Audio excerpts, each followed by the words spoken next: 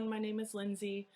I am part of the Canadian Roots Exchange Youth Reconciliation Initiative here in Regina, Saskatchewan, and I'm here today to talk about call to action number 29, and it reads as follows.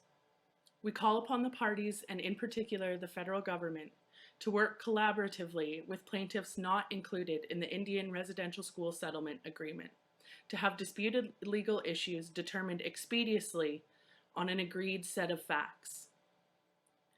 The reason this call to action is so important is because thousands of residential school survivors were not included in the apology in 2008.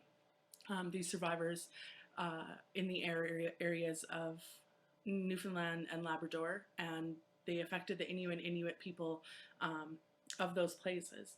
And the reason the government has said that they weren't included in this apology was because their schools were created under the Indian Act and weren't run by the government.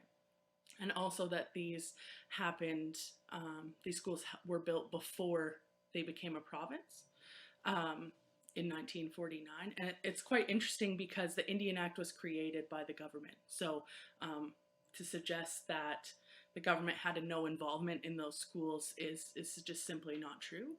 And also, the importance of the last part that talks about the legal issues being disputed and being determined on an agreed set of facts is so important, because there is no denying what happened in residential schools. There was no such thing as a good residential school. All residential schools had experiences of abuse in both the emotional and physical form, and the survivors should not have to rehash out all of the instances that they were abused in these schools in order to get an apology in a dispute, because we know that this is true. This did happen. So it's just really important that the government moves forward on this, that we do it quickly, and that it's done properly. And it's important. Thank you.